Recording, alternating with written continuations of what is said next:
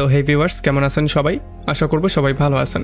তো আজকে আমরা এক্সপ্লেন করছি হাওয়াই আ মনস্টার বয় মুভিটা। আর এই মুভিটা বানানো হয়েছে খুবই ইন্টারেস্টিং এবং ভয়ঙ্কর একটা গল্প নিয়ে। এই মুভিটা দেখার পরে আপনি নিজেও পুরোপুরি শক্ট হয়ে যাবেন। সো এই জন্য আমি বলবো ভিডিওটা শেষ পর্যন্ত দেখার জন্য, আর নয়তোবা একটা মাস্টারপিস গল্প আপনি মিস করে ফেলবেন। তো চলুন কথা না বাড়িয়ে শুরু করি আজকের ভিডিও। তো এই গল্পে শুরু হয় দ্য ব্রেকার নামের একটা গ্যাংকে দিয়ে, যেই গ্যাংয়ের মধ্যে 5টা মেম্বার ছিল, যাদের লিডার ছিল সিউক ত্যাক, গান expert Beom Su, martial expert Dong, smart driver Kyutae এবং সমস্ত মিশনগুলোকে প্ল্যান করা জিন সিউং। তো আমরা দেখতে পারি মেট্রো রেলের মধ্যে বিয়নসুক একটা ব্রিফকেস নেওয়ার জন্য সেখানে গিয়েছিল। তবে তখনই একটা ডিটেকটিভ মিন তাকে কল দিয়ে বলে যে এই ব্রিফকেসটাকে ভুলেও ধরার ট্রাই করবে না, কারণ এটা একটা ফাঁদ হতে পারে আর এটা খুবই ভয়ঙ্কর একটা পরিণতির দিকে আমাদেরকে নিয়ে যেতেও পারে। তবে ততক্ষণে আসলে অনেকটা দেরি হয়ে গিয়েছিল, কারণ বিয়নসুক অলরেডি সেই ব্রিফকেসটাকে তুলে নিয়েছিল। তো যখনই বিয়নসুক ব্রিফকেসটাকে নিয়ে নেয়, তখন এই ট্রেনের মধ্যে যতগুলো ডিটেকটিভ ছিল তারা সবাই তাকে গান পয়েন্টে করে ফেলে আর দ্রুত ব্রিফকেসটা রেখে সারেন্ডার করার জন্য বলে।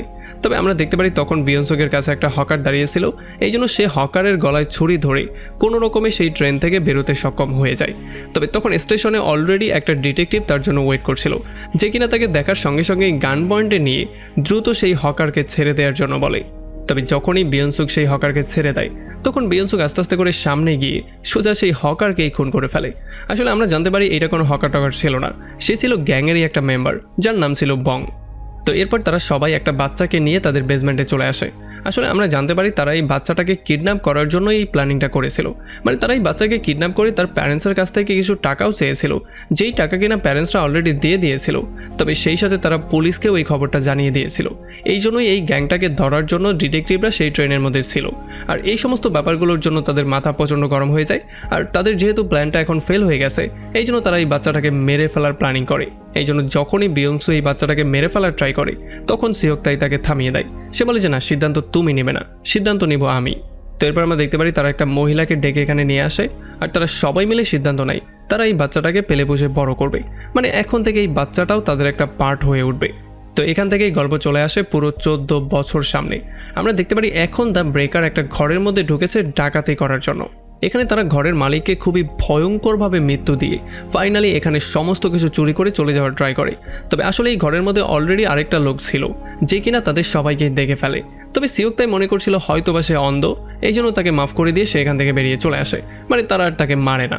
আর আমরা দেখতে পারি তারা সমস্ত টাকাগুলো নিয়ে বেরিয়ে পুলিশকে খুব সহজেই বোকা বানিয়ে সেখান থেকে পালিয়ে যেতে সক্ষম হয়ে যায়। এরপর আমরা দেখতে পারি সেই ছোট্ট ছেলেটাকে, যে কিনা এখন অনেকটাই বড় হয়ে গেছে। আর এই ছেলেটার নাম দেওয়া হয়েছে হাওয়াইয়া। হাওয়াইয়া যখন বাসস্টপ থেকে তার বাসার দিকে যাওয়ার ট্রাই করছিল, তখন সে দেখতে পারে একটা মেয়ের সাইকেল নষ্ট হয়ে গেছে আর সে কোনো রকমে সাইকেলটাকে ঠিক করার ট্রাই করছে। প্রথমে সে তাকে সাহায্য করার সিদ্ধান্ত নিলেও পরে সে তার মাইন্ডটাকে চেঞ্জ করে সেখান থেকে চলে যাওয়ার সিদ্ধান্ত নেয়। তবে তখন আবার সেই মেয়েটা পেছন থেকে তাকে ডাক দিয়ে সে নিজেই তার কাছে সাহায্য চায়। আর এই জন্য হাওয়াইয়াও তাকে সাহায্য করে সেখান থেকে সোজা বাসায় ব্যাক করে। এখানে এসেই সে তার 5 জন বাবার সঙ্গে মিট করে। আমরা জানতে পারি এখানে যেই 5 জন আছে তাদের সবাইকে সে বাবা বলে ডাকতো, কাউকে ছোট বাবা, কাউকে বড় বাবা, এমন করে। এরপর সে চলে যায় ইয়াংজুর সঙ্গে মিট করার জন্য, মানে সেই মহিলাটার সঙ্গে। আসলে এই মহিলাটাই যেহেতু ছোটবেলা থেকে তাকে পেলে পুষে বড় করেছে, এই জন্য তাদের দুজনের মধ্যে খুবই সুন্দর একটা বন্ডিংও ছিল, যেটা কিনা মা ছেলের বন্ডিংয়ের মতো। যাই হোক, এরপরে যখন ইয়াংজু কমলাটা রাখার জন্য দাঁড়া হয়, তখন আমরা দেখতে পারি তার পায়ের একটা আঙুল নেই। তো এরপর আমরা দেখতে পারি তারা 5 জন মিলে হাওয়াইকে বিভিন্ন রকমের জিনিস শেখানোর ট্রাই করে, যেমন শুটিং থেকে শুরু করে সমস্ত ব্যাপারগুলো। মানে তারা তাকে ট্রেন করে একজন ভালো ফাইটার বানানোর ট্রাই করছিল। আমরা জানতে পারি হাওয়াই আজ পর্যন্ত কোনোদিনও স্কুলে যায়নি। তো এরপরে যখন হাওয়াইয়া জিনের লাইব্রেরিতে কিছু বই রাখার জন্য যায়, তখন সে তাকে ডেকে তার পাশে বসায় আর এরপর তার পাসপোর্ট এবং ন্যাশনাল আইডি কার্ডগুলো দেখানো শুরু করে। আসলে তারা তার পাসপোর্ট, আইডি কার্ড এগুলো এই জন্য বানাচ্ছিল কারণ তারা খুব শীঘ্রই তাকে বিদেশে পাঠিয়ে দেওয়ার ট্রাই করছে, যাতে করে সে বিদেশে গিয়ে একটা আর্ট স্কুলে ভর্তি হতে পারে, কারণ সে আঁকাআঁকি করতে অনেক বেশি ভালোবাসে। তবে তখন এখানে সিওকতাই চলে আসে আর এই জন্য হাওয়াইয়া সেখান থেকে বেরিয়ে চলে যায়। আর এরপরে সিওকতাই আর জিন মিলে তার ব্যাপারেই কথাবার্তা বলা শুরু করে।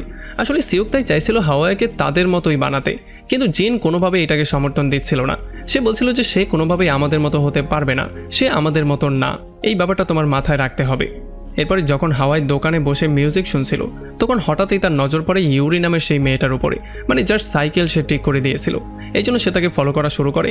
তবে একটা সাইড থেকে যখন সে তাকে ফলো করছিল, তখন হঠাৎই তার সামনে একটা গাড়ি চলে আসে আর সে অ্যাক্সিডেন্ট হতে হতে কোনো রকমে সেভ হয়ে যায়।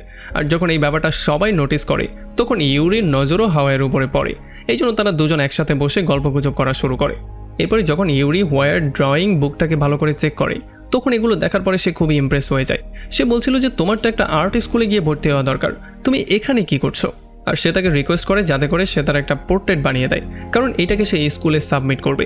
এই জন্য হাওয়াইও রাজি হয়ে যায় আর ইউরি তার থেকে তার নাম্বারটা নিয়ে নেয়। তবে তখনই সামনের একটা বার থেকে কিতাই দুটা মেয়ে নিয়ে বেরিয়ে আসে। আর সে যখন হাওয়াইকে দেখতে পারে তখন সে দূর থেকে তাকে ডাকাডাকি করা শুরু করে। তবে ইউরি দুইটা মেয়ের সঙ্গে যেভাবে কিতাই ব্যবহার করছিল সেই ব্যাপারগুলো কোনোভাবেই পছন্দ করছিল না। তবে যখন সে দেখতে পারে যে হাওয়াইকে সে ডাকছে তখন সে হাওয়াইকে জিজ্ঞেস করে এই লোকটাকে। তখন হাওয়াই বলে সে আমার বাবা। তো এখন যেহেতু কিতাই অনেক বেশি মাতাল হয়েছিল এই জন্য সে আর গাড়ি ড্রাইভ করছিল না, এই জন্য হুয়াই গাড়ি ড্রাইভ করে বাসার দিকে যাওয়ার ট্রাই করছিল। তবে তখনই রাস্তায় তারা দেখতে পারে পুলিশ চেকপোস্ট বসিয়েছে। আর এগুলো দেখার পরে কিতাই তাকে বলে যে ভালোই হয়েছে আমি ড্রাইভ করছি না, নয়তো আমাদেরকে তারা মামলা না দিয়ে ছাড়তো না। তবে তখন হুয়াই তাকে বলে যে কিন্তু বাবা আমি তো স্কুলের ড্রেস পরে আছি। তবে তখন কিতাই তাকে বলে যে তুমি স্কুলের ড্রেসটা সবসময় কেন পরে থাকো যেখানে তুমি স্কুলেই যাও না। তবে যখনই তারা পুলিশের সামনে গিয়ে গাড়িটাকে স্লো করে তখন পুলিশ হুয়াইয়ের স্কুল ড্রেসটা দেখতে পারে। তবে এইটা দেখার পরে হুয়াই দ্রুত গাড়ি ড্রাইভ করে সেখান থেকে পালিয়ে যাওয়ার ট্রাই করে আর পুলিশও তাদেরকে ফলো করা শুরু করে। তবে যেহেতু কিতাই খুবই ভালো একজন ড্রাইভার ছিল এই জন্য সে যেমন করে ইনস্ট্রাকশন দিচ্ছিল হুয়াইও ঠিক তেমন করেই এক্সিকিউট করার ট্রাই করছিল। আর এমন করে ফাইনালি তারা খুবই কুল ওয়েতে পুলিশদেরকে ফাঁকি দিয়ে সেখান থেকে পালিয়ে যেতে সক্ষম হয়ে যায়। আর তখন এদিকে আমরা দেখতে পারি সেই অন্ধ লোকটাকে যাকে কিনা পুলিশ কাস্টডিতে রাখা হয়েছিল। আসলে এই লোকটাকে পুলিশ যতবার করে যত রকম করেই জিজ্ঞাসাবাদ করছিল সে কোনোভাবেই কোনো ইনফরমেশন দিচ্ছিল না, মানে সেই গ্যাং সম্পর্কে সে কিছুই বলছিল না। আর সে বলছিল সে তাদেরকে দেখতেও পায়নি। তবে তখনই ডিটেকটিভ পার্ক এখানে চলে আসে আর সে রুমের মধ্যে সমস্ত লাইটগুলো বন্ধ করে একটা ম্যাচ লাইটের সাহায্যে এই জিনিসটা বের করে ফেলে যে এই লোকটা আসলে অন্ধ না। আর এরপর সে তাকে থ্রেট করে বলে যে যদি তুমি আমাদেরকে কোনো ইনফরমেশন না দাও তাহলে আমি এখন গিয়ে প্রেসকে বলে দেবো যে তুমি অন্ধ না। আর এটা যখন সেই গ্যাংয়ের লোকজন জানতে পারবে তখন তারা তোমার কী অবস্থা করবে সেটা তুমি বুঝতেই পারছো। আর এই সমস্ত ব্যাপারগুলোতে এই অন্ধ লোকটা অনেক বেশি ভয় পেয়ে যায়, এই জন্য সে ডিটেকটিভদেরকে সমস্ত ব্যাপারগুলো বলে দেয়। আর তখন আমরা দেখতে পারি মিন নামের সেই ডিটেকটিভ অলরেডি জিনকে মেসেজ দিয়ে ব্যাপারটা জানিয়ে দেয়। আর যখন জিন গিয়ে এই জিনিসটা সিওকতাইকে বলে তখন সিওকতাই হুয়াইকে নিয়ে সোজা একটা বিল্ডিংয়ে চলে আসে সেই লোকটাকে খুন করার জন্য। আর যখনই সিওকতাই হুয়াইকে সেই ব্লাইন্ডম্যানকে শ্যুট করার জন্য বলে তখন হুয়াই কোনোভাবেই তার উপরে শ্যুট করতে পারছিল না, কারণ এখানে সে একটা ভয়ঙ্কর মনস্টার দেখতে পাচ্ছিল, এই জন্য সে প্রচণ্ড ভয় পেয়ে যায়। তবে অন্যদিকে আমরা দেখতে পারি কিতাই অলরেডি সেই লোকটাকে ধরে ফেলেছিল আর তাকে গাড়িতে করে সে অন্য একটা জায়গায় নিয়েও যাচ্ছিল। এরপরে সিওকতাই প্রচণ্ড রাগ করে হুয়াইকে নিয়ে সোজা বেসমেন্টে চলে আসে আর তার সামনেই সেই ব্লাইন্ডম্যানকে শ্যুট করে মেরে ফেলে। আর এরপর সে তাকে জিজ্ঞেস করে যে আমি যখন বললাম শ্যুট করতে তখন তুমি কেন শ্যুট করলে না? তখন হুয়াই তাকে বলে যে আমি এই সমস্ত কাজগুলো করতে পারবো না, কারণ আমি একটা ভয়ঙ্কর মনস্টার দেখতে পারি, এত ভয়ের মধ্যে এই কাজগুলো আমাকে দিয়ে হবে না। তবে তখন সিওকতাই তাকে বলে যে ঠিক আছে তোমার চিন্তা করার কোনোই দরকার নেই, আমি এই মনস্টার থেকে তোমার পিছু ছাড়িয়েই ছাড়বো। আর এতটুকু বলেই সে তাকে বেসমেন্টে আটকে দিয়ে সেখান থেকে বেরিয়ে চলে যায়। আর তখন আমরা এই ব্যাপারটাও জানতে পারি যে যখন হুয়াই ছোট ছিল তখন সিওকতাই মাঝে মধ্যেই তাকে বেসমেন্টে বন্দি করে দিত আর তাকে নানানভাবে টর্চার করতো। আর এখানে যখন সে একা থাকতো তখন সেই মনস্টারকে সে অনেক বেশি ভয় পেত। এরপরে ডিটেকটিভ মিন একদিন দ্য ব্রেকার গ্যাংয়ের কাছে আসে একটা কাজ নিয়ে। আসলে এই কাজটা ছিল একটা দম্পতিকে খুন করার কাজ। এদিকে ইউরি হুয়াইকে কল দিয়ে তার জন্য ওয়েট করছিল, তবে হুয়াই এখানে থাকা সত্ত্বেও তার সাথে গিয়ে মিট করছিল না, সে একটা গাছের পেছনে লুকিয়ে তাকে দেখছিল। আর যখন ইউরি প্রচণ্ড রাগ করে সেখান থেকে চলে যায় তখন হুয়াই সেই গাছের উপরে একটা পোকাকে চেপে মেরে ফেলে। আমরা এখানে হুয়াইয়ের মধ্যে একটা ভয়ঙ্কর রাগ দেখতে পারি যেটা আস্তে আস্তে গ্রো করছিল। তো এরপরে পরদিন সকালবেলা দি ব্রেকার গ্যাং চলে আসে সেই কাপলকে খুন করার জন্য। আর এখানে তারা সঙ্গে করে হুয়াইকে নিয়ে আসে যাতে করে তার মাধ্যমে তারা দরজা খুলে খুব সহজেই মধ্যে ঢুকতে পারে। তারা প্রথমেই তাকে কাজ দেয় গিয়ে দরজাটাকে ব্রেক করার জন্য। আর যখনই হুয়াই গিয়ে দরজাটাকে ব্রেক করার ট্রাই করছিল তখন পাশ দিয়েই একটা পুলিশের কারে যাচ্ছিল। আর একটা পুলিশের যখন তার উপরে সন্দেহ হয়ে যায় তখন সে গিয়ে তাকে জিজ্ঞেস করার ট্রাই করে যে আসলেই সে এই ঘরের মধ্যে থাকে কিনা। তবে যতক্ষণে সে তার কাজ পর্যন্ত পৌঁছাতো তার আগেই হুয়াই কোনো রকমের দরজার লকটাকে ব্রেক করে ঘরের মধ্যে এমন করে ঢুকে যায় যেন এইটা তার নিজেরই ঘর। আর এই জন্য পুলিশ আর বেশি কথা না বাড়িয়ে সেখান থেকে বেরিয়ে চলে যায়, তাদের মনে হয়েছিল হয়তো বা এটা তারই ঘর। এরপরে হুয়াইয়ের মধ্যে যাওয়ার সঙ্গে সঙ্গেই একটা বই পড়ে থাকতে দেখতে পারে। আর যখন সেই বইটাকে ওঠায় তখন এটার মধ্যে সে একটা পিকচার পেয়ে যায়। এখানে ছোট বাচ্চার একটা পিকচার ছিল, এই জন্য সেই পিকচারটা তার পকেটের মধ্যে লুকিয়ে ফেলে। আর এখানে সে একটা ড্রয়ারের মধ্যে থেকে কিছু আওয়াজও শুনতে পারে। আর যখন সে গিয়ে ভালো করে চেক করে তখন এখানে সে একটা মহিলাকে পেয়ে যায়। তবে এই মহিলার কথাটা সে সবার থেকে লুকিয়ে রাখে, মানে এই মহিলা যে এখানে আসে এটা সে ওই 5 জনকে বলে না। যখন তারা সবাই এই ঘরের মধ্যে ঢুকে সমস্ত কিছু তন্ন করে খুঁজছিল, তখন এই মহিলা তার হাজব্যান্ডকে কল দিয়ে ঘরে আসার জন্য বলে। আর যখন তার হাজব্যান্ড ঘরে চলে আসে, তখন এই 5 জন তাকে নিয়ে আচ্ছা রকম ধোলাই করে একটা রুমের মধ্যে বন্দি করে তার ওয়াইফ সম্পর্কে জিজ্ঞাসাবাদ করা শুরু করে। তবে তখনই তারা সাইডে একটা শব্দ শুনতে পারে। তারা দেখতে পারে সেই মহিলা সেখান থেকে দৌড়ে পালিয়ে যাচ্ছে। আর যখন বিয়কসু তাকে ফলো করতে করতে রাস্তার কাছে চলে আসে, তখন সেই মহিলাকে সাহায্য করার জন্য 2টা লোক চলে আসে। এই জন্য সে সেখান থেকে দ্রুত বেরিয়ে চলে যায়, যাতে করে কেউ তাকে চিনতে না পারে। তো এখন সিওক তাই ব্যাপারটা বুঝতে পারে যে হুয়াই সেই মহিলাকে বাইরে বেরোতে সাহায্য করেছে। এই জন্য সে তাকে মারতে মারতে সেই বৃদ্ধ লোকটার কাছে নিয়ে আসে আর তার হাতে একটা গান দিয়ে সেই লোকটাকে শ্যুট করার জন্য বলে। তবে সে কোনোভাবেই শ্যুট করতে পারছিল না। আর যখন এই বৃদ্ধ লোকটা কিছু বলার ট্রাই করছিল, তখন হুয়াই প্রচণ্ড মাথা গরম করে তার উপরে অনেকগুলো শ্যুট করে দেয়। তো এর পরের সিনে আমরা দেখতে পারি এখানে পুলিশ চলে আসে। আর সেই পুলিশ অফিসার, যেই পুলিশ কিনা সেই ছোট বাচ্চাটাকে ভেতরে ঢুকতে দেখতে পেয়েছিল, সে এসে ডিটেকটিভ মিনকে বলে যে আমি এখানে একটা স্কুলের বাচ্চাকে ঢুকতে দেখতে পেয়েছিলাম, যে হয়তোবা হাই স্কুলে পড়তে পারে। তবে তখন ডিটেকটিভ মিন তাকে বলে যে তোমার মনে হয় যে একটা হাই স্কুলের বাচ্চা এই কাজটা করতে পারবে? তুমি কি বেকুবের মতো কথাবার্তা বলছো? তবে ডিটেকটিভ মিন এই ব্যাপারটাও জানতো যে তারা সেই বাচ্চাটাকে নিয়ে এখানে এসেছিল। এই জন্য সে দ্রুত জিনকে কল দিয়ে বলে যে তোমাদের সেই বাচ্চাটাকে নিয়ে আসা ঠিক হয়নি, সেই বাচ্চাটার জন্য সমস্ত কিছু উল্টাপাল্টা হয়ে গেছে। তো এরপর আমরা দেখতে পারি হুয়াই তার ঘরের মধ্যে শুয়েছিল। আসলে পুরো 2টা দিন পার হয়ে যাওয়ার পরেও হুয়াই এখন পর্যন্ত তার ঘর থেকে বের হয়নি। আর ইয়ানজু যখন এই ব্যাপারগুলো নোটিস করে, তখন সে তার সাথে কথা বলার জন্য তার ঘরের মধ্যে চলে আসে। আর এখানে এসে সেই ছোট বাচ্চার পিকচারটা পেয়ে যায়, যেইটা কিনা হুয়াই তার পকেটের মধ্যে লুকিয়ে নিয়ে এসেছিল। এই পিকচারটা দেখার পরে ইয়ানজু তাকে বলে যে তোমার চোখগুলো এখনও দেখতে ঠিক একই রকম আছে, তবে তোমার নাকটা কিছুটা চেঞ্জ হয়ে গিয়েছে। তবে তখন হুয়াই তাকে বলে যে এই পিকচারটা আমার না, এটা আমি কুড়িয়ে পেয়েছি। তবে ইয়াংজু বলে যে কিন্তু পিকচারের মধ্যে যেই ছেলেটা আছে সেটা তো তুমিই। সিনটা এখানেই কাট হয়ে যায়। আর পরের সিনে আমরা দেখতে পারি ইয়ানজু সেই ফটোটা দেখেই কান্নাকাটি করছিল। আর তখন এখানে সিউতাক চলে আসে আর সে তাকে জিজ্ঞেস করে যে হুয়াই কোথায় চলে গিয়েছে। আর তখন এদিকে আমরা দেখতে পারি হুয়াই চলে আসে সেই কাপলের ঘরের মধ্যে, যেই কাপলের ঘরের মধ্যে কালকে সে এসে একজনকে খুন করেছিল। এখানে যখন সে ঘোরাঘুরি করে চারপাশে চেক করছিল, তখনই সে কারো আসার শব্দ শুনতে পারে। এই জন্য সে গিয়ে একটা রুমের মধ্যে লুকিয়ে পড়ে। আর এই রুমটা আর অন্য কারো রুম ছিল না, এটা ছিল ছোট কোনো বাচ্চার একটা রুম, যেই রুমের মধ্যে সমস্ত জিনিসপত্রগুলো খুবই যত্ন করে গুছিয়ে রাখা হয়েছে। এই রুমের মধ্যে সে অনেকগুলো পিকচার, অনেকগুলো পেপার কাটিং এবং নানান ডকুমেন্ট পেয়ে যায়, যেগুলোর মধ্যে সে একটা ছোট বাচ্চার কিছু পিকচার পেয়ে যায় আর কিছু মিসিং রিপোর্ট পেয়ে যায়, যেগুলো আর অন্য কারো ছিল না, যেগুলো ছিল তার নিজেরই। হুয়াই এগুলো দেখার পরে পুরোপুরি শক্ট হয়ে গিয়েছিল। সে বুঝতেই পারছিল না এখন সে কী করবে। তবে তখনই সে নিচে থেকে কিছু শব্দ শুনতে পারে। আর যখন সে গিয়ে চেক করে, তখন সে দেখতে পারে সেই মহিলা গলায় দড়ি দিয়ে মরে যাওয়ার ট্রাই করছিল। তবে সে গিয়ে কোনো রকমে তাকে সেভ করে ফেলে। এদিকে আমরা দেখতে পারি কিতাই এবং সিউকতাইকে, যারা কিনা এখন পর্যন্ত হুয়াইকে খুঁজে বের করার ট্রাই করছিল। তবে তখনই তাদেরকে মিন কল দেয়। আর মিন কল দিয়ে বলে যে সেই মহিলা গলায় দড়ি দিয়ে মরে যাওয়ার ট্রাই করছিল, তবে একটা হাই স্কুলের ছেলে তাকে সেভ করে ফেলেছে। আর সে তাকে এটাও জিজ্ঞেস করে যে তোমাদের সেই ছেলেটা এখন কোথায় আছে। এদিকে জিন সিউককে কল দিয়ে হুয়াই সম্পর্কে জিজ্ঞেস করে, কারণ এখন পর্যন্ত সে বাসায় ব্যাক করেনি।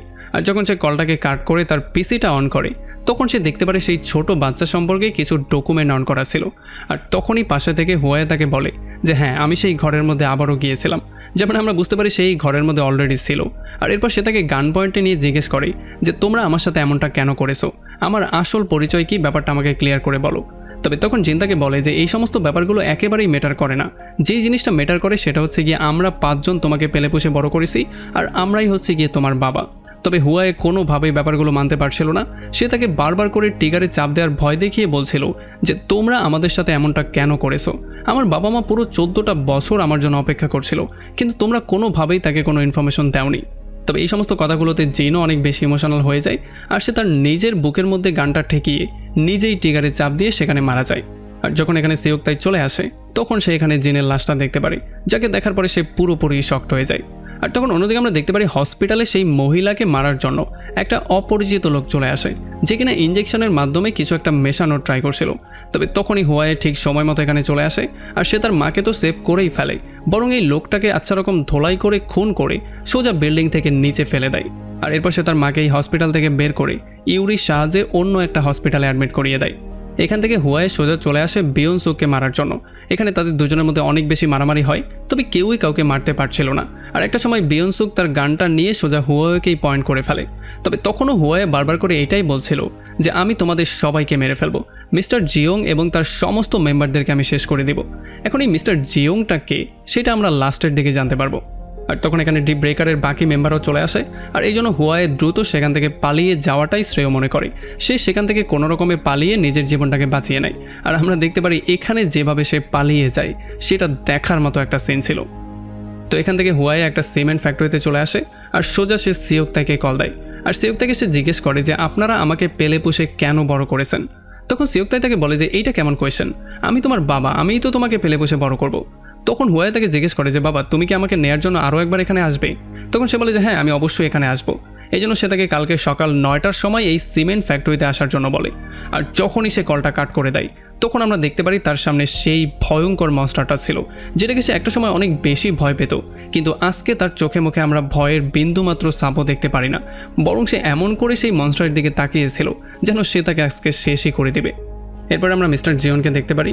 আসলে এই লোকটা হচ্ছে গিয়ে সেই লোকটা যে কিনা সেই কাপলকে মারার জন্য টাকা দিয়েছিল। এখন সে এমনটা কেন করেছে সেটা আমরা মুভির লাস্টেই জানতে পারবো। আমরা দেখতে পারি তার কাছে একটা লেটার চলে আসে যেখানে বলা ছিল যদি তুমি সেই মহিলাকে মারতে চাও তাহলে কালকে সকাল 9টার সময় সেই সিমেন্ট ফ্যাক্টরিতে চলে আসবে। তো এরপরে পরদিন সকালবেলা ডিপ ব্রেকার গ্যাং চলে আসে সেই সিমেন্ট ফ্যাক্টরিতে। এখানে তারা তিনজনের মধ্যে যায় কিতাইকে বাইরে রেখে। তবে কিতাই যাওয়ার আগে বারবার করে তাদের কাছে রিকোয়েস্ট করছিল যাতে করে তারা হুয়ায়েকে শ্যুট করে না মারে। এরপরে যখন তারা তিনজন সিমেন্ট ফ্যাক্টরির মধ্যে যায় তখন তারা দেখতে পারে জিওনের একটা লোক অনেকগুলো গ্যাংস্টার নিয়ে এখানে দাঁড়িয়েছিল। এখানে একজন তাকে বলে যে আমরা তোমাকে এখানে ইনভাইট করিনি। তবে তখনই এখানে ফায়ারিং হওয়া শুরু হয়ে যায় আর এক এক করে মানুষজন মরা শুরু করে। আর যখন তারা দেখতে পারে আশেপাশে থেকে গুলি আসছে তখন তারা ভয় পেয়ে একে অন্যের উপরে শ্যুট করা শুরু করে আর একে অন্যকে কুকুরের মতো মারা শুরু করে। আসলে দূর থেকে হুয়াই তাদের সবার উপরে গুলি করছিল। আর যেহেতু কিতাই বাইরে ছিল এই জন্য সে হুয়াইকে গুলি করতে এখান থেকে দেখে ফেলে আর সে তাকে থামানোর জন্য সেদিকে যাওয়ার ট্রাই করে। আর আমরা দেখতে পারি মধ্যে গোলাগুলির মধ্যে প্রত্যেকটা মেম্বারের মৃত্যু হয়ে যায়, শুধুমাত্র সিওকতাই কোনো রকমে জীবিত হয়ে বাইরে বেরিয়ে চলে আসে। যখনই হুয়াই সিওকতাইকে দেখতে পারে তখন তার মাথা প্রচণ্ড গরম হয়ে যায় আর সে তাকেও শ্যুট করে মারার প্ল্যানিং করে ফেলে। তবে তখনই কিতাই এসে তাকে আটকে দেয় আর সে তাকে বারবার করে বোঝানোর ট্রাই করছিল।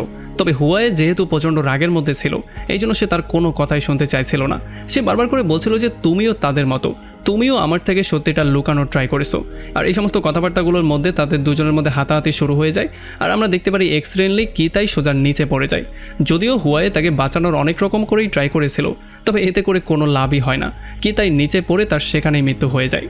এরপরে সিওকতাই এখানে প্রত্যেকটা গাড়ির টায়ার পাঞ্চার করে দিয়ে সোজা সেখান থেকে হসপিটালের দিকে যাওয়া শুরু করে। আসলে মেইন যেহেতু সেই মহিলাকে খুঁজে বের করে ফেলেছিল এই জন্য সে কল দিয়ে সিওকতাইকে এই ব্যাপারটা জানিয়ে দিয়েছিল। আর তখন ইউরিও বাথরুমে গিয়ে হুয়াইকে কল দিয়ে ব্যাপারটা জানিয়ে দেয়। আর এই ব্যাপারটা শোনার পরে হুয়াইও একটা গাড়ি ছিনতাই করে সেটা নিয়ে দ্রুত হসপিটালের দিকে যাওয়া শুরু করে। কিন্তু যেহেতু সে খুবই অ্যাগ্রেসিভলি ড্রাইভ করছিল এই জন্য রাস্তায় সে অ্যাক্সিডেন্ট করে ফেলে আর খুবই জঘন্যভাবে আহত হয়ে যায়। তবে তবুও সে কোনোভাবেই থামে না, সে হসপিটালের দিকে দৌড়ে যাওয়া শুরু করে। এদিকে আমরা দেখতে পারি সিওকতাই অলরেডি সেই হসপিটালে চলে এসেছে। আর যখন সেই মহিলা জ্ঞান ফিরে পায় তখন সেই মহিলাকে একটা গল্প বলা শুরু করে। আসলে এই মহিলার শ্বশুরের একটা অরফানেজ হাউস ছিল যেখানে এই 5 জন ছোটোবেলা থেকে বড় হয়েছে। এখানে তার হাজব্যান্ডও মাঝে মধ্যে আসতো। আর আমরা জানতে পারি তার হাজব্যান্ড সিওকতাইয়ের খুবই ভালো একজন ফ্রেন্ডও ছিল। একদিন সিওকতাই তার হাজব্যান্ডের কাছে গিয়ে বলেছিল যে সে একটা ভয়ঙ্কর মনস্টার দেখতে পারে। এই জন্য তার হাজব্যান্ড তাকে প্রে করার পরামর্শ দিয়েছিল আর সে এটার জন্য প্রেও করেছিল। তবে কোনোভাবেই কোনো কাজ হয়নি, সে সেই মনস্টারটাকে বারবার করে দেখতেই পাচ্ছিল। এই জন্য সে আর কখনোই সেই মনস্টারকে আটকানোর ট্রাই করেনি, সেই মনস্টারকেই তাকে কন্ট্রোল করার পারমিশন দিয়ে দিয়েছিল। এরপর আমরা জানতে পারি এই অরফানেজের মধ্যে একটা মেয়ে ছিল যেই মেয়েটাকে তারা দুজনেই পছন্দ করত। তবে সেই মেয়েটা শুধুমাত্র তার হাজব্যান্ডকেই পছন্দ করত। এই জন্য সিওকতাই প্রচণ্ড রাগের মাথায় এসে সেই মেয়েটাকে সেক্সুয়ালি অ্যাবিউসও করে দেয়, মানে সে তাকে রেপ করে ফেলে। আর যখন তার হাজব্যান্ড তাকে সেভ করতে যায় তখন সিওকতাই প্রচণ্ড মাথা গরম করে তার উপরেও আক্রমণ করে দেয়। যেই আক্রমণে তার হাজব্যান্ডের একটা পা নষ্ট হয়ে গিয়েছিল, তখন থেকেই সে ল্যাংড়া হয়ে গিয়েছিল। আর যেহেতু সিওকতাই এত বড় একটা ক্রাইম করেছে এই জন্য তাকে 5 বছরের জন্য জেলে পাঠিয়ে দেওয়া হয়। আর এই গল্পটা বলার পরেই সে এই মহিলাকে এখানে শ্যুট করে মেরে ফেলে। আর যতক্ষণে হুয়ায়ে এই পর্যন্ত দৌড়ে চলে আসে ততক্ষণে অনেকটাই লেট হয়ে গিয়েছিল। সে দেখতে পারে তার মাকে অলরেডি মেরে দিয়ে সে চলে গিয়েছে। আর এই সমস্ত ব্যাপারগুলো দেখার পরে সে প্রচণ্ড আপসেট হয়ে যায়, সে জোরে জোরে চিৎকার করে কান্নাকাটি করা শুরু করে। এদিকে আমরা দেখতে পারি ঘরের মধ্যে ইয়াংজু যখন একা ছিল তখন একটা ডিটেকটিভ তার সঙ্গে মিট করতে চলে আসে। আসলে এটা ছিল পার্ক নামের সেই ডিটেকটিভ। আমরা জানতে পারি সে একটা মার্ডার কেস সম্পর্কে তদন্ত করতে করতে সেই বাচ্চাটাকে ফলো করতে করতে ডিপ ব্রেকার পর্যন্ত পৌঁছে গিয়েছিল। এই জন্য সেই ইয়াংজুর কাছে এসে তাকে নানান রকম কোয়েশ্চেন করা শুরু করে। সে শুধু এই ব্যাপারটা জানার ট্রাই করছিল যে এই ঘরের মধ্যে যেই ছেলেটা থাকে সেই ছেলের পরিচয় আসলে কী। আর তখন আমরা দেখতে পারি ইয়াংজু কথার জালের মধ্যে পড়ে তাকে মনের ভুলে এটা বলে দেয় যে এই বাচ্চাটা হচ্ছে সেই বাচ্চাটা যাকে ডিপ ব্রেকার 14 বছর আগে কিডন্যাপ করেছিল। আর যখন পার্ক এই সমস্ত ব্যাপারগুলো শুনতে পারে তখন তার কাছে গল্পটা পানির মতো পরিষ্কার হয়ে যায়। এই জন্য সে হেডকোয়ার্টারে কল দিয়ে পুলিশ ডাকার ট্রাই করছিল। তবে তখন আবার ইয়ানজু প্রচণ্ড ভয় পেয়ে যায়। সে চিন্তা করছিল হুয়াইয়ের না আবার জেল হয়ে যায়। এই জন্য সে ডিটেকটিভের মাথায় একটা পাথর দিয়ে জোরে বাড়ি মেরে তাকে সেখানে বেহুশ করে ফেলে। একটু পরে যখন এখানে সিওকতাই চলে আসে তখন সে ডিটেকটিভের লাশটা দেখার পরে তাকে বলে যে এতদিন পরে তুমি একটা কাজ ঠিকমতো করেছো, এতগুলো বছরে তোমাকে দিয়ে একটা কাজও ঠিকমতো হয়নি। আর এরপর সে তাকে বলে তার জন্য কিছু খাবার দাবার বানানোর জন্য। তবে ইয়ানজু তাকে সরাসরি না করে দেয়। সে বলে যে নিজের খাবার নিজে বানিয়ে খাও, আমি আর এগুলো সহ্য করতে পারবো না। তবে এইটার জন্য সিওকতার মাথা প্রচণ্ড গরম হয়ে যায়। আর সে তাকে আচ্ছা রকম ধোলাই করে বলে যে তোমার আঙুলটা যে কেটে দিয়েছিলাম তাতে তোমার শিক্ষা হয়নি, এখন কি তুমি তোমার গলাটাও কাটাতে চাও? এইটা বলে সে তার গলাটা কাটার প্রিপারেশনও নেওয়া শুরু করে। মানে সে তার গলাটা কাটতেই যাচ্ছিল তখনই এখানে হুয়াই চলে আসে। আর সে তাকে গান পয়েন্টে নিয়ে সিওকতাইকে বারবার করে থামার জন্য বলে। এখানে হুয়াই তাকে জিজ্ঞেস করে যে তোমরা আমাদের সাথে এমনটা কেন করেছো, আমার বাবা মাকে কেন তুমি শ্যুট করে মেরেছো? তবে তখন সিওকতাই তাকে বলে যে তুমি আমাকে বলেছিলে তুমি মনস্টার দেখতে পারো, এখন তুমি বলো তুমি কি মনস্টার দেখতে পাচ্ছ? তুমিও তোমার হাত রক্তে লাল করে নিয়েছো, এখন তোমার আর আমার মধ্যে কোনো পার্থক্য নেই, তুমি আর আমি একই রকম হয়ে গেছি। তবে আমরা দেখতে পারি যখন তারা কথাবার্তা বলছিল তখনই ডিটেকটিভ পার্ক জ্ঞান ফিরে পেয়ে যায়। আর সে তাদের দুজনকেই গান পয়েন্টে নিয়ে হুয়াইকে গানটাকে নিচে ফেলার জন্য বলে। আর এই জন্য যখনই সিওকতার মনোযোগ ব্রেক হয়ে যায় তখনই পেছন থেকে ইয়ানজু একটা চাকু তার পেটের মধ্যে ঢুকিয়ে দেয়। আর এই ব্যাপারটার জন্য সিওকতার মাথা আরও বেশি গরম হয়ে যায়। সে ইয়ানজুকে আচ্ছা রকম করে ধোলাই করা শুরু করে। যদিও হুয়াই বারবার করে তাকে থামার জন্য বলছিল, তবে যখন সে থামছিল না তখন তাকে থামানোর জন্য সে তার পায়ের মধ্যে শ্যুট করে দেয়। আর এই ব্যাপারটা দেখার পরে ডিটেকটিভ পার্ক হুয়াইয়ের হাতের মধ্যে শ্যুট করে দেয়। আর যখন সিওকতা এটা দেখতে পারে তখন তার মাথা আরও বেশি গরম হয়ে যায়, কারণ সে কোনোভাবেই হুয়াইকে আহত অবস্থায় দেখতে পারছিল না। এই জন্য সে ডিটেকটিভকে কয়েকটা শ্যুট করে সেকেন্ডের মধ্যেই মেরে ফেলে। আর তাকে বলে যে তোমার সাহস কী করে হলো আমার ছেলের গায়ে গুলি করার? এরপরে যখন সিওকতাই ইয়ানজুকে গান পয়েন্টে নিয়ে মেরে ফেলার ট্রাই করে তখন এগুলো হুয়াই কোনোভাবেই সহ্য করতে পারছিল না। এই জন্য সে গান রেখে স্যারেন্ডার করে ফেলে। আর সে হাঁটু গেড়ে বসে তার বাবার কাছে মাপ চাওয়া শুরু করে। সে তাকে বলে যে আপনি যেমন বলবেন আমি তেমন করেই কথা শুনবো, প্লিজ তাকে মারবেন না, আর আমাকেও আপনি মাফ করে দিয়েন। আর এই সমস্ত ব্যাপারগুলো দেখার পরে সিওকতাই তাকে না মেরে তার ছেলেকে এসে জড়িয়ে ধরে। আর সে তাকে বলে যে আমার কাছে তুমিই ইম্পর্টেন্ট, তুমি আর আমিই হচ্ছে এই দুনিয়াতে ইম্পর্টেন্ট, আর বাকি কিছুই আমার কাছে ইম্পর্টেন্ট না। আর এই সমস্ত ব্যাপারগুলো শোনার পরে যখন হুয়াই জেনহুর দিকে তাকায় তখন সে মাথা নেড়ে বারবার করে না করছিল। তবে তবুও হুয়াই একটা গান বের করে তার বাবার উপরে শ্যুট করে দেয় আর তাকে কয়েকটা গুলি করে সেখানেই মেরে ফেলে।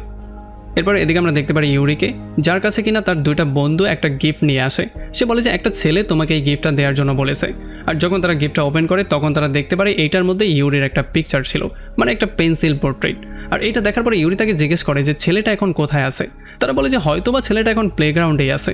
তবে যতক্ষণে ইউরি গিয়ে চেক করে ততক্ষণে সে দেখতে পারে ছেলেটা প্লেগ্রাউন্ডে ছিল না, মানে হুয়াই কোথায় যেন চলে গিয়েছে। আর পরের শ্রেণী আমরা মিস্টার জিওনকে একটা অনুষ্ঠানের মধ্যে দেখতে পারি যেখানে সে প্রধান গেস্ট ছিল। আর সেই অনুষ্ঠানের মধ্যেই হুয়াই কোনো জায়গা থেকে তার উপরে শ্যুট করে তাকে সেখানে মেরে ফেলে। আর সে গুলিটাকে একটা গিটারের বক্সের মধ্যে ভরে ভিড়ের মধ্যে দিয়েই কোথায় যেন গায়েব হয়ে যায়। আর পুলিশও তাকে ধরতে পারে না।